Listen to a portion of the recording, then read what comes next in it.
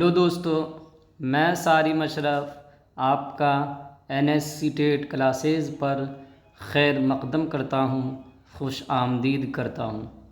आज मैं फिर आपके सामने सीटेट के दिसंबर 2021 में जो इम्तिहान हुआ था उसके लैंग्वेज 1 के सवालात को लेकर हाजिर हुआ हूँ। अगर आप मेरे इस चैनल पर नए हैं तो इसको लाइक करें, शेयर करें, कमेंट करें और अपने दोस्तों के साथ इसको सब्सक्राइब करवाएं। चलिए दोस्तों, बग़ैर ताख़ीर किए हुए हम इस सेशन का आगाज़ करते हैं। हिदायत: नीचे दी हुई इबारत को पढ़िए और दिए गए मुतबादिल में से किसी एक मुनासिब तरीन मुतबादिल का इंतखाब कीजिए। सबसे पहले दोस्तों हम प्रश्नों को पढ़ेंगे, सवालात को पढ़ेंगे, उसके बाद हम इक़्तिबास को पढ़ेंगे और इसका जवाब देंगे। 91 नंबर क्वेश्चन सवाल है, हिंदुस्तान में किसके बैन सबूत कसरत से मौजूद हैं? बैन सबूत कहते हैं दोस्तों, बैन सबूत का मतलब हुआ अंतर साक्ष्य। सबूत का मतलब होता है साक्ष्य, है ना, और बैन का मतलब होता है अंतर, इंटर। जैसे बोलते हैं ना हम लोग बैनुल अक़वामी, इंटरनेशनल है, अंतर्राष्ट्रीय। तो हिंदुस्तान में किसके बैन सबूत कसरत से मौजूद हैं? हमारी कौमी यकजहती के। कौमी यकजहती का मतलब है दोस्तों राष्ट्रीय एकता। हमारी मुश्तरका तहज़ीब के, हम मुश्तरका का मतलब है सम्मिलित, है ना, समृद्ध संस्कृति तहज़ीब। हमारे फ़न तामीर के नमूनों के, फ़न तामीर कहते हैं दोस्तों निर्माण को, तामीर का मतलब होता है निर्माण। और हमारी कदीम तहज़ीब व तमद्दुन के, कदीम का मतलब होता है पुराना, है ना, प्राचीन तहज़ीब है जो संस्कृति है उसकी। तो हम इस इक़्तिबास को पढ़ते हुए आसानी से इसका जवाब दे देंगे। हिंदुस्तान में हमारी कौम यकजहती के बैन सबूत कसरत से मौजूद है ना। क्या है? हिंदुस्तान में हमारी कौमी यकजहती के, तो यहाँ पे क्या है दोस्तों, कौमी यकजहती के किसके सबूत है बैन सबूत? तो कौमी यकजहती के, यानी 91 जो सवाल है उसका जो जवाब होगा वो 1 नंबर ऑप्शन हो जाएगा। देखिए दोस्तों आगे सवाल देखते हैं। 92, हिंदुस्तानी लोग जब आगरा जाते हैं तो वो कौन सी खूबसूरत इमारत, इमारत का मतलब बिल्डिंग, है ना, इमारत का मतलब बिल्डिंग को देखने ज़रूर जाते हैं? आगरा का किला, फतेहपुर सिकरी, आगरा का जूता बाज़ार, ताजमहल। चलिए हम इक़्तिबास को देखते हैं। जहाँ तक हमने पढ़ा उससे आगे पढ़ेंगे। ताजमहल की शोहरे आफाक इमारत। शोहरे आफाक का मतलब है दोस्तों प्रसिद्ध इमारत, है ना, प्रसिद्ध बिल्डिंग, प्रसिद्ध निर्माण को देखकर किस हिंदुस्तानी का सर फ़ख्र से बुलंद नहीं होता?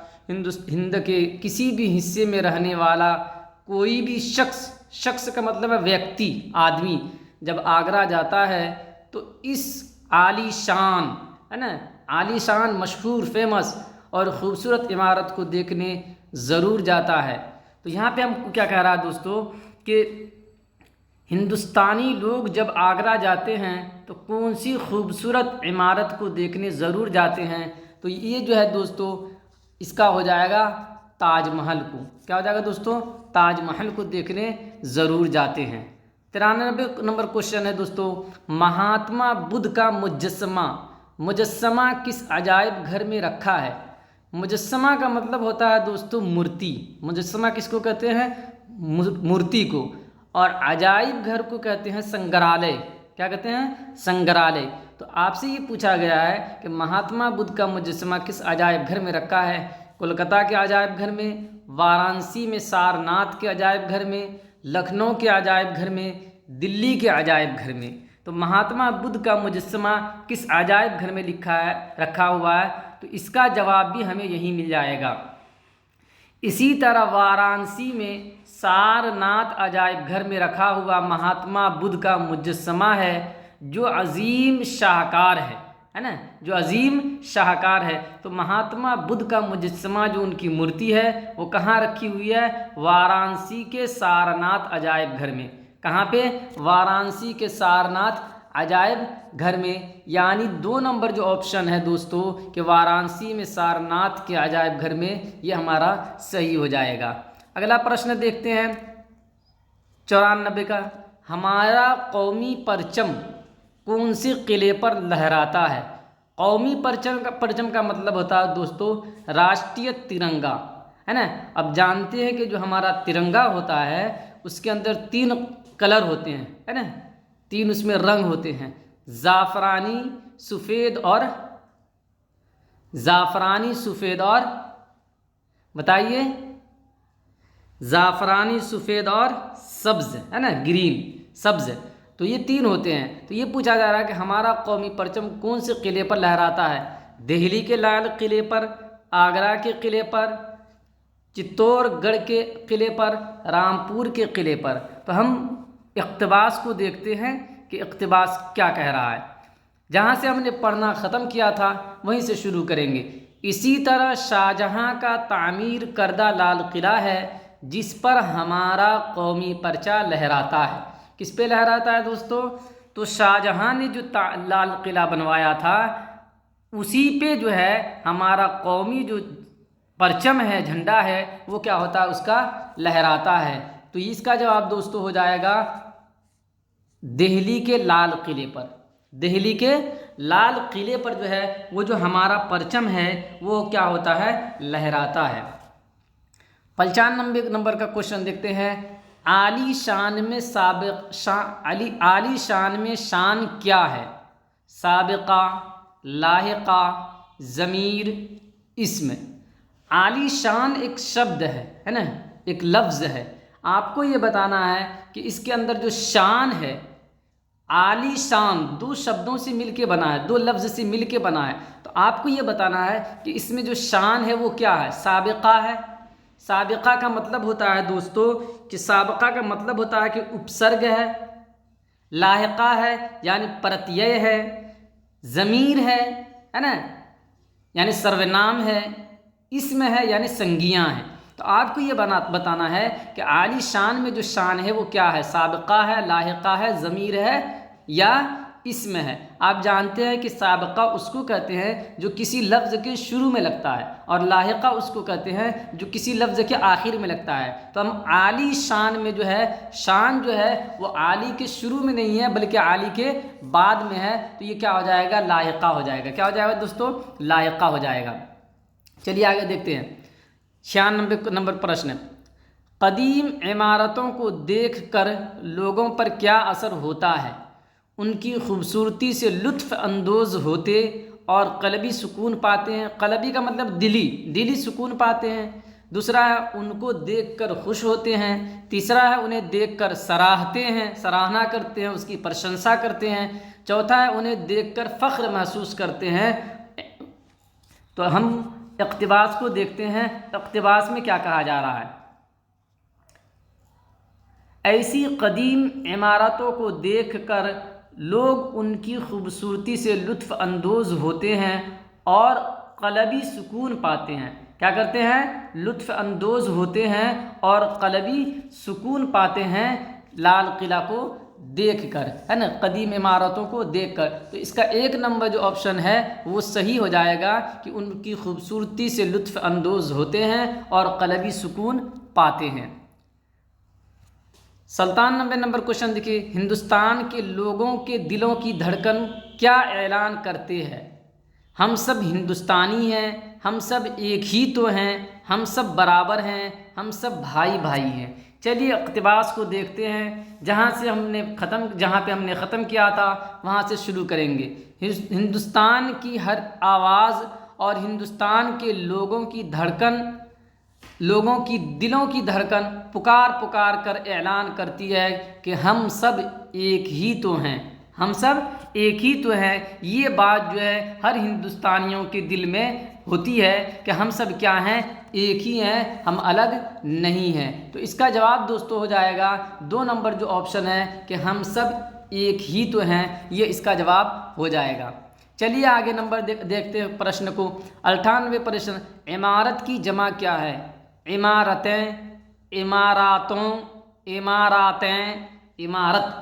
तो इमारत की जमा होती है दोस्तों जिसका मतलब निर्माण होता है, बिल्डिंग होता है, इसकी जमा होती है इमारतें। जमा का मतलब है प्लूरल, है ना, इसकी प्लूरल जो होती है वो क्या होती है? इमारतें होती है। 99 नंबर सवाल है, क़लबी सुकून के माना है गहरा सुकून, फ़रहत बख्श सुकून, दिली सुकून, बहुत ज़्यादा सुकून। तो अभी मैंने आपको बताया था कि क़लब के माने दिल होता है, क़ल्ब के माने दिल होता है, और सुकून के माने सुकून, इत्मीनान। तो क़लबी सुकून का मतलब हुआ दिली सुकून, कि दिल में क्या होता है? सुकून मिलता है। चलिए, नीचे दिए हुए शेरी हिस्से को पढ़िए और दिए गए मुतबादिल में से किसी एक मुनासिब तरीन मुतबादिल का इंतखाब कीजिए। सबसे पहले हम सवालात को लेते हैं। शायर ने सूरज की रोशनी के नज़ारे को क्या बताया है? दिलकश, दिलरुबा, हसीन, पुरलुत्फ है। तो देखते हैं, सूरज के दम कदम से कायम जहाँ है सारा, है उसकी रोशनी से दिलकश हर एक नज़ारा। तो क्या बताया है? सूरज की रोशनी को दिलकश बताया है। तो हमारा जो दोस्तों जो आंसर हो जाएगा वो 1 नंबर ऑप्शन होगा कि शायर ने सूरज की रोशनी के नज़ारे को दिलकश बताया है। क्या बताया है? दिलकश बताया है। चलिए 101 नंबर का क्वेश्चन देखते हैं। शायर ने सूरज को पाबंदे वक्त के साथ और क्या कहा है? पाबंदे उसूल, वक्त का खालिक, पाबंदे वक्त, पाबंदे वादा। शायर ने अपने शेर में सूरज को पाबंदी वक्त कहा है और साथ साथ ये भी बताना है कि और क्या कहा है। तो हमने जहाँ तक पढ़ा था उससे आगे पढ़ेंगे। सूरज अगर न होता कुछ भी यहाँ न होता, सब्ज़े का फूल फल का नामो निशान न होता, सूरज की रोशनी से हर चीज़ खुशनुमा है, गो वक्त का है खालिक, पाबंद वक्त का है। गो वक्त का है खालिक, पाबंद वक्त का है। तो पाबंद वक्त के साथ साथ उन्होंने वक्त का खालिक भी सूरज को कहा है। तो हमारा जो जवाब हो जाएगा दोस्तों 101 नंबर जो सवाल है उसका जवाब जो है ऑप्शन नंबर 2 हो जाएगा कि शायर ने सूरज को पाबंद वक्त के साथ साथ वक्त का खालिक भी कहा है। 102 नंबर क्वेश्चन देखते हैं। शायर के नज़दीक कौन हंस हंस के दिल को लुभा रहा है? तारे, फूल, कलियाँ, चांद। चलिए हम फिर शेर को पढ़ते हैं। सूरज की रोशनी से हर चीज़ खुशनुमा है, गो वक्त का है खालिक, पाबंद वक्त का है। दिलकश चांद कितना हर एक को लुभाने वाला, हंस हंस के आसमां से दिल को लुभाने वाला। तो चांद की बात करिए कि दिलकश है चांद कितना हर एक को लुभाने वाला, हंस हंस के आसमां से दिल को लुभाने वाला। तो दिल को लुभाने वाला कौन है दोस्तों? तो वो चांद है। दिल को लुभाने वाला कौन है? तो शायर के नज़दीक कौन हंस हंस के दिल को लुभा रहा है? तो शायर के नज़दीक जो है जो हंस हंस के दिल को लुभा रहा है वो कौन है? चांद है। एंड ऑप्शन नंबर 4 जो है वो आपका आंसर हो जाएगा। सवाल नंबर 103 देखते हैं। तारों का नज़ारा कैसा दिखाई देता है? खुशनुमा, सहर अंगेज़, दिल फरेब, जाँ फिज़ा। तो हम फिर शेर को देखते हैं, क्या कह रहा शेर? वो दिल फरेब तारे रोशन है रात जिनसे। तो तारे जो हैं वो कैसे हैं? दिल फरेब हैं। वो दिल फरेब तारे रोशन है रात जिनसे, शर्मिंदा जिनसे मोती हीरे हैं मात जिनसे। तो ये जो है कि तारों का नज़ारा कैसा दिखाई देता है तो वो दिल फरेब है, यानी ऑप्शन नंबर जो 3 है वो हमारा सही हो जाएगा। चलिए 104 नंबर देखते हैं। दिलकश है चांद कितना हर एक को खाली जगह वाला, जेल में दिए गए लफ्ज़ों में से सही लफ्ज़ भरिए, सजाने, लुभाने, रुझाने, बसाने। तो इसका जवाब भी दोस्तों हमको इस शेरी हिस्से में मिल जाएगा। मैं इसको जल्दी इसलिए कर रहा हूँ कि चूँकि आपको बार बार इस तरह के प्रश्न को बनाते हुए एक अंदाज़ा हो गया है, इसलिए जल्दी से हम इसको करके फिर फ़न तदरीस यानी पेडागोजी शिक्षण शास्त्र जो है उसमें हम अच्छे से समझने की कोशिश करेंगे। क्या कहा गया था प्रश्न में? कि दिलकश है चांद कितना हर एक को खाली जगह। तो देखते हैं कि कहाँ पे ये बात है। तो हम देखते हैं कि यहाँ पे जो है कि दिलकश है चांद कितना हर एक को लुभाने वाला, हंस हंस कर आसमां से दिल को लुभाने वाला। तो दिलकश है चांद कितना हर एक को लुभाने वाला, हर एक को लुभाने वाला। तो यहाँ पे क्या हो जाएगा दोस्तों? हर एक को लुभाने वाला। दिलकश है चांद कितना हर एक को लुभाने वाला। तो लुभाने वाला जो है ये वाला मेरा ऑप्शन जो है ये हो जाएगा, 2 नंबर जो है इसका जवाब हो जाएगा। 105 आसमान का मतजाद है। मतजाद का मतलब होता है दोस्तों उल्टा, विलोम, है ना। तो ज़मीन, अर्श, फर्श, फलक, है ना। तो आसमानो ज़मीन ये बोला जाता है, आसमानो ज़मीन तो ये बोला जाता है। तो आसमान का जो उल्टा है वो हो जाएगा ज़मीन। आसमान का मतजाद क्या हो जाएगा, ज़मीन हो जाएगा। तो अब यहाँ पे हमारा जो है जो पैसे से सवालात थे उसका सिलसिला यहाँ पे ख़त्म हुआ। अब पेडागोजी यहाँ से शुरू होता है जिसको हमको समझना है।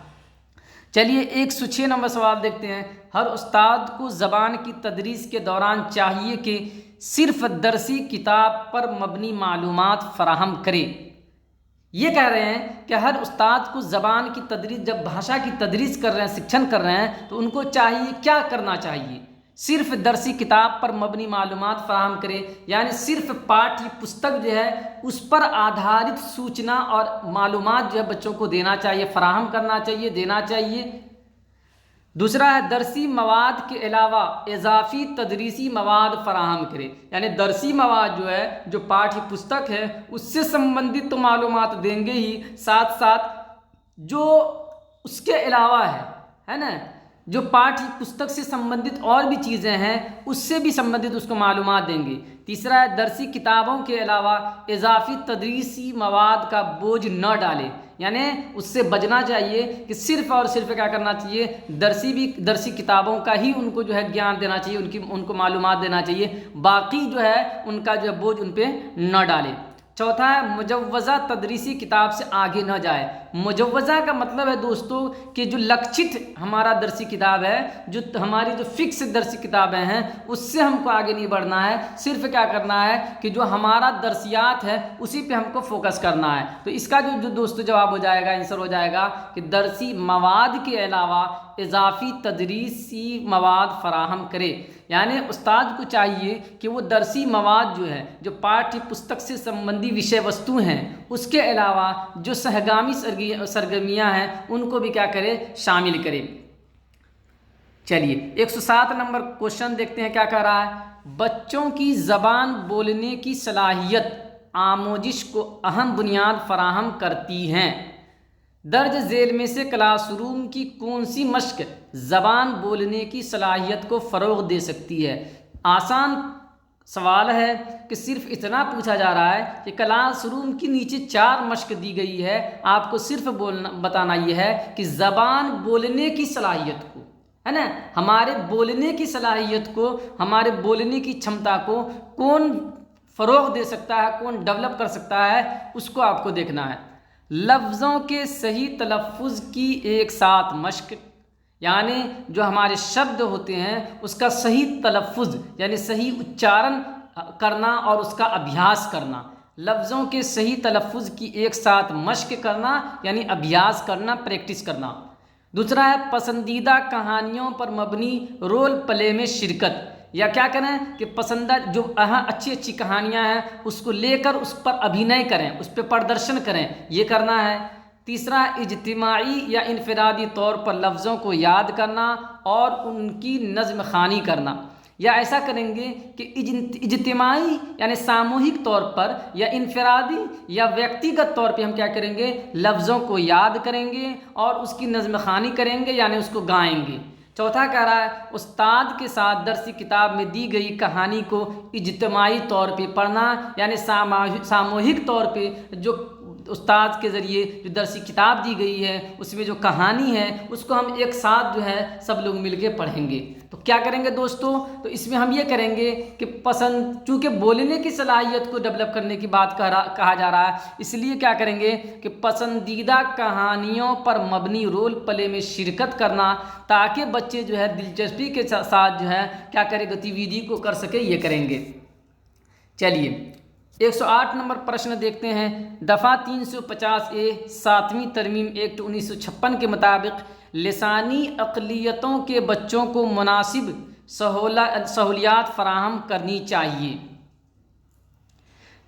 ये दफ़ा 350 ये कह रहा है कि जो लिसानी तौर पर अक़लियती बच्चे हैं, यानी वो बच्चे अक़लियत जो है, जो जिसको हम अल्पसंख्यक कहते हैं, माइनॉरिटी कहते हैं, तो माइनॉरिटी की जो है बहुत सारे आधार हैं, बहुत सारे आधार की बुनियाद पे हम किसी को माइनॉरिटी कहेंगे।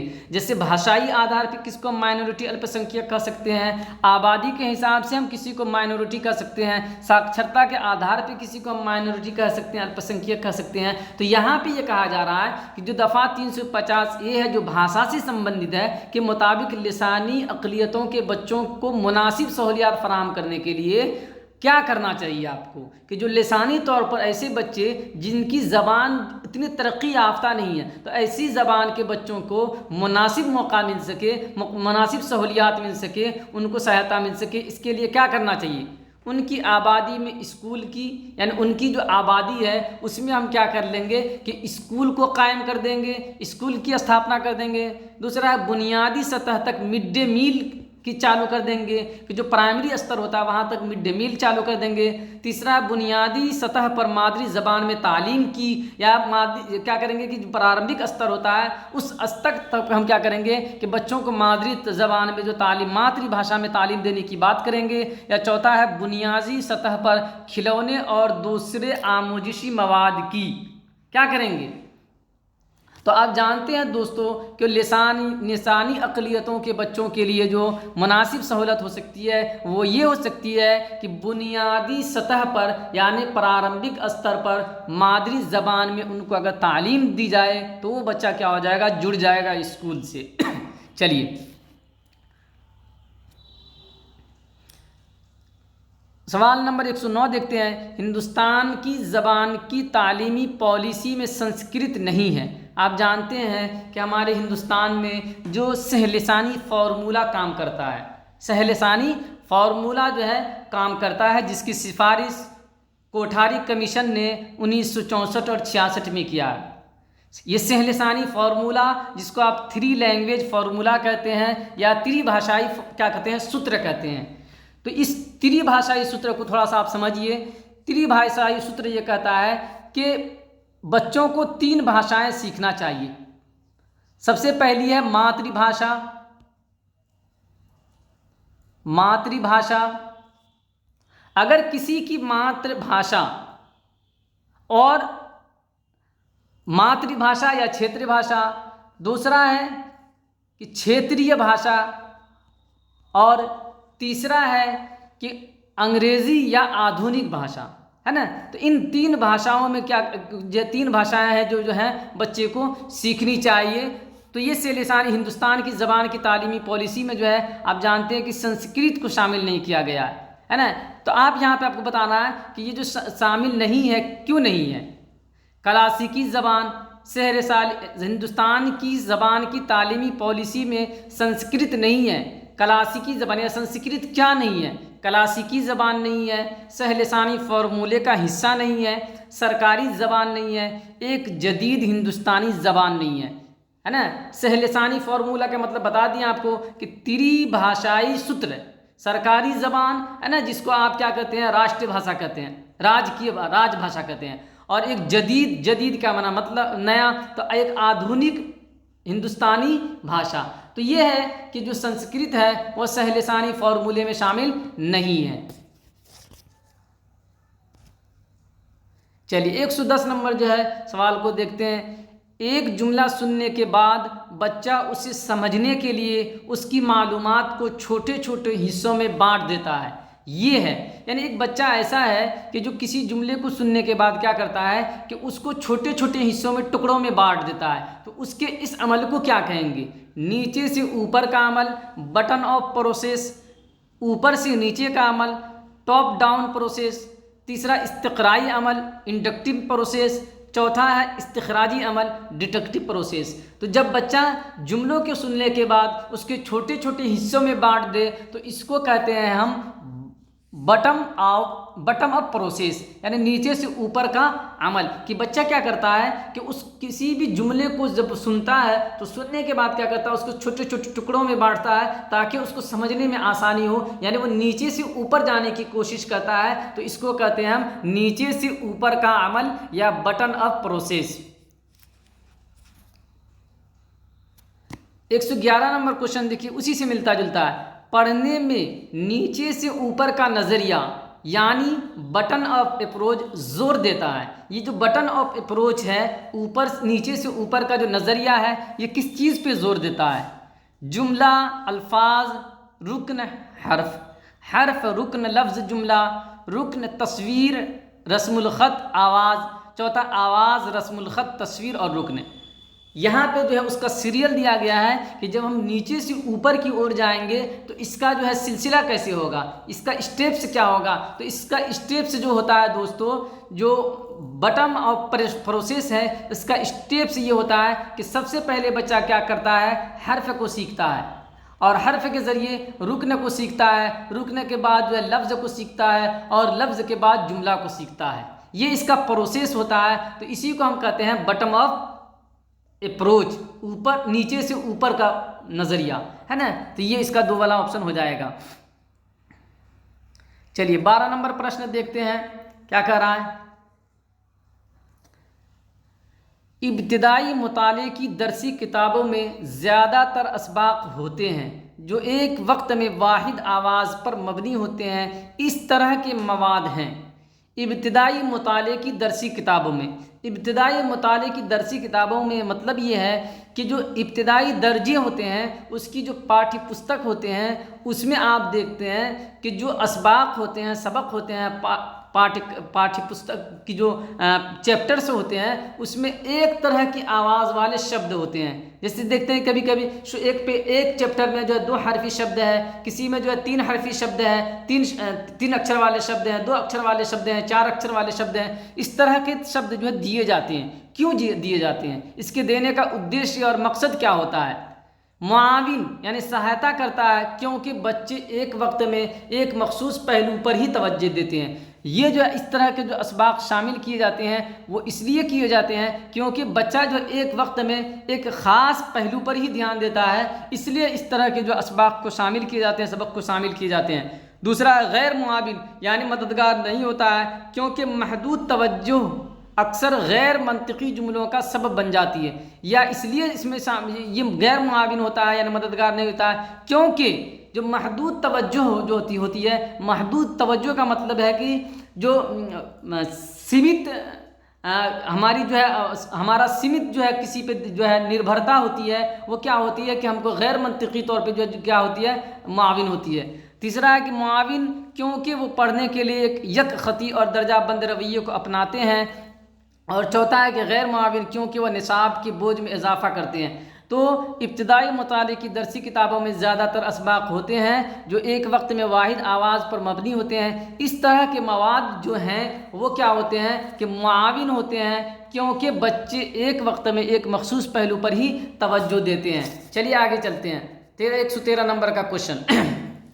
बच्चों को लिखने की तदरीसी के दौरान दर्ज झेल में से कौन सबसे ज़्यादा मौजू है? कि जब बच्चा क्या कहता है, बच्चे को हम लिखने का शिक्षण दे रहे हैं कि कैसे लिखा जाएगा, है ना, इसका हम शिक्षण दे रहे हैं, इसके बारे में बता रहे हैं, तो उस वक्त जो है सबसे मौजू यानी सबसे मुनासिब और एप्रोप्राइट क्या होगा? बच्चों से कहा जाए कि वो उस ज़बान के हरूफ तहजी लिखें, कि जो किसी भी ज़बान का वर्णमाला होता है, अक्षर होता है, अल्फ़ाबेट्स होते हैं जिसको हम उर्दू में हरूफ तहजी कहते हैं, उसको लिखें। दूसरा, लिखावट को बेहतर बनाने के लिए एक ही जुमले को बार बार लिखने के लिए कहा जाए, या ये कि जो लिखाई होती है, लिखावट होती है, उसको बेहतर बनाने के लिए, उम्दा बनाने के लिए हम बच्चे को ये कहें कि एक ही वाक्य को, जुमला का मतलब वाक्य, एक ही वाक्य को बार बार लिखें। तीसरा, उन्हें अपने ख़यालात व नज़रियात कलमबंद करने का मौका फराहम किया जाए, या हम उसको ये करेंगे कि जो उसके नज़रियात है, उसके विचार हैं, उसको कहेंगे कि आप लिखिए, उसको का मौका मिलना चाहिए। चौथा है, उन्हें याद करने और मखसूस मौजू पर लिखने के लिए कहा जाए, या ये कहा जाए कि आप इसको याद कर लीजिए या किसी खास विषय पे क्या कीजिए, आप लिखिए। तो आप जानते हैं कि बच्चों के लिखने की तदरीस के दौरान उसको जो है सबसे ज़्यादा मौजू क्या होता है कि बच्चों को उनके विचार को व्यक्त करने का मौका देना चाहिए, उन्हें अपने ख़यालात व नज़रियात का मतलब होता है कि उनके जो विचार हैं, उनकी जो दृष्टिकोण है, उसको कलमबंद करने का मौका यानी लिखने का अवसर फराहम करना चाहिए, देना चाहिए।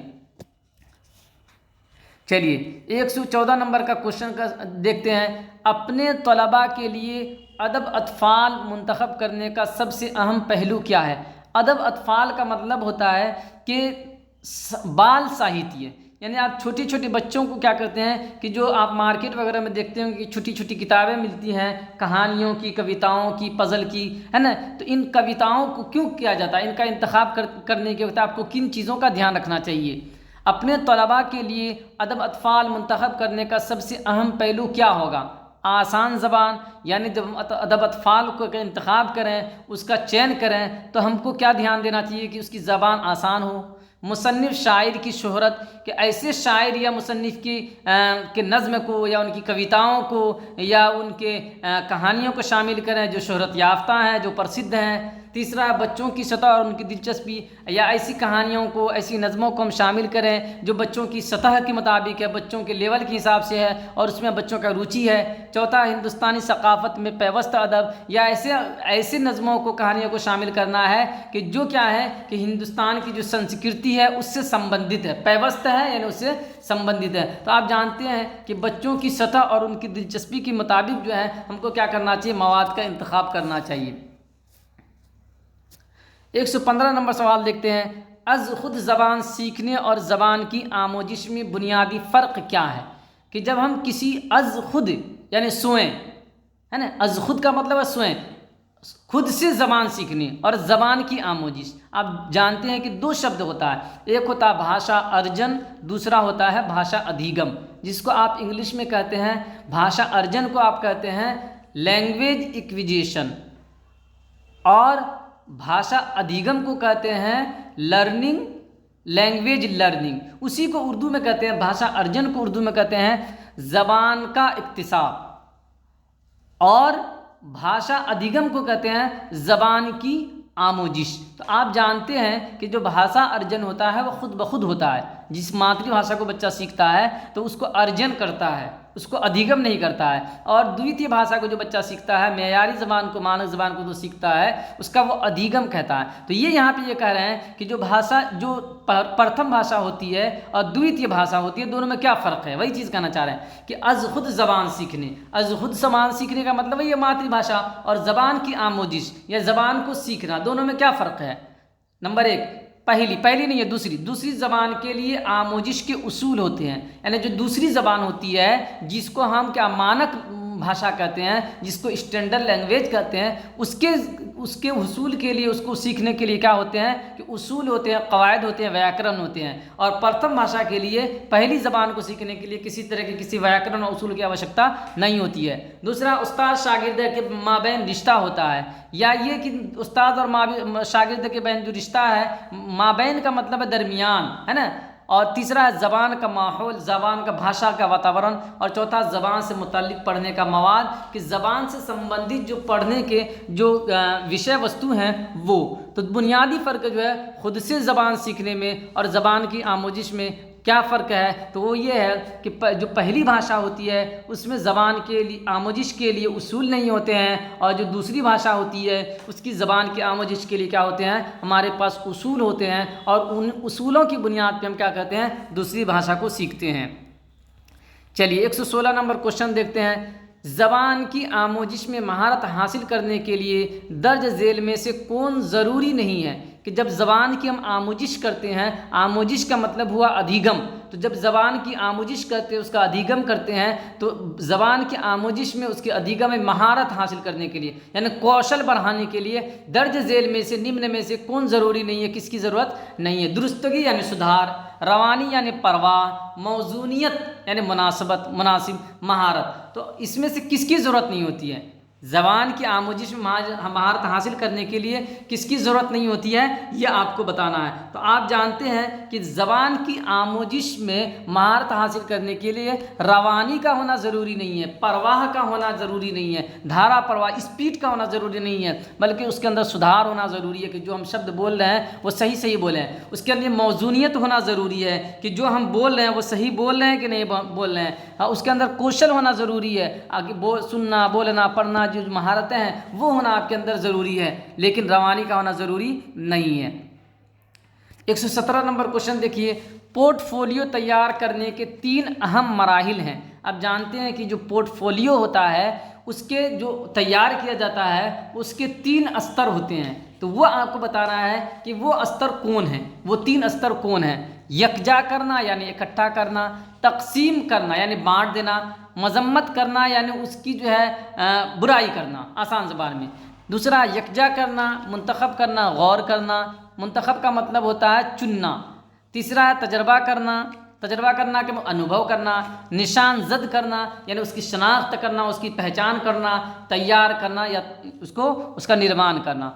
चौथा लामरकजियत, गैर मुनासिर है ना, निर्भर नहीं है। तयन कदर मूल्यांकन, पेशकश यानी प्रजेंटेशन। तो आपको 3 मराहिल बताने हैं कि पोर्टफोलियो तैयार करने के जो 3 मराहिल होते हैं वो कौन होते हैं। तो आप जानते हैं कि पोर्टफोलियो तैयार करने के जो 3 मराहिल होते हैं वो 3 मराहिल ये हैं, तजर्बा करना, निशान जद करना और तैयार करना।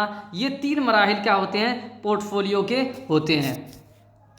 चलिए 118 नंबर प्रश्न देखते हैं। दर्ज झेल में से किसका इस्तेमाल बोलने की महारत के अंदाज़े कद्र में नहीं होता है, यानी निम्न में से किसका इस्तेमाल बोलने की महारत के अंदाज़े कद्र, यानी जो बोलने की का कौशल है, भाषा बोलने का कौशल है, उसका मूल्यांकन करना चाह रहे हैं कि किन बच्चों के अंदर बोलने का कौशल है या नहीं है, इसका अंदाज़ा करना चाहते हैं। तो इसमें किसका इस्तेमाल बोलने के कौशल में नहीं होता है, रोल प्ले का, दिखाना और बताना का, खाली जगहों को पुर करना, तस्वीरी वजाहत करना।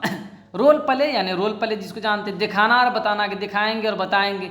खाली जगहों को पुर करना यानी खाली जगहों को भरना, फिल इन द ब्लैंक। तस्वीरी वजाहत का, किसी पिक्चर को देखकर उसकी एक्सप्लेन कर रहे हैं, ये करना। तो बोलने की महारत नहीं है तो वो तो है खाली जगहों को पुर करना, इसलिए कि ये लिखने की महारत से संबंधित है कि खाली जगह में क्या होगा, ये तो लिखने से संबंधित है, तो ये वाला हो जाएगा। 119 नंबर देखिए, बोलने की अच्छी सरगर्मी वो है जहाँ, अच्छी यानी बोलने की अच्छी सरगर्मी या अच्छी एक्टिविटी, गतिविधि किसको कहेंगे, जहाँ मादरी ज़बान ख़त्म हो जाए, शिरकत गैर मुसावी हो कि शिरकत न के बराबर हो। तीसरा आमोजगार, ज़्यादा बातें करते हो, ज़्यादा एक दूसरे से बोलते हो। चौथा असादा, ज़्यादा मदद करते हो। तो बोलने की अच्छी सरगर्मी वो है जहाँ आमोजगार आपस में ज़्यादा बातचीत करते हो, वो बोलने की अच्छी सरगर्मी मानी जाएगी। और 120 नंबर जो है, ये लास्ट हमारा जो सवाल है वो ये कहता है कि बुलंद खानी, बुलंद खानी कहते हैं सस्वर कि ज़ोर से पढ़ना है ना, आवाज़ से पढ़ना, कहानी सुनाना है ना, मुबाहिसे यानी डिस्कशन, बातचीत किसकी मिसाल हैं। ये जो बुलंद खानी है, कहानी सुनाना है, मुबाहिसे हैं, बहस करना है, बातचीत करना है, ये किसकी मिसालें हैं, बगौर समाअत की यानी ध्यान से सुनने की, तौसीई समाअत की यानी विस्तारित तौर पे सुनने की। तीसरा मजहूल समाअत की, मजहूल समाअत का मतलब हुआ दोस्तों कि गुप्त सुनने की। और चौथा है मुतवाज़ी समाअत की यानी समानांतर सुनने की। तो ये बुलंद खानी, कहानी सुनाना, मुबाहिसे और बातचीत जो है ये आपको बताना है कि किसकी मिसाल है। तो दोस्तों ये तौसीई समाअत की मिसाल है। किसकी मिसाल है दोस्तों, ये तौसीई समाअत जो होती है यानी जिसको आप कहते हैं विस्तारित सुनना, इसकी मिसाल है। क्योंकि बुलंद खानी में, कहानी सुनाने में, बहस व मुबाहसा करने में, बातचीत करने में बच्चा क्या होता है कि किसी चीज़ को विस्तार के साथ, एक्सप्लेन करने के साथ जो है सीखता है। तो दोस्तों आज का सेशन मेरा यहीं पे समाप्त हुआ। उम्मीद है कि आपको ये सेशन अच्छा लगा होगा। शुक्रिया।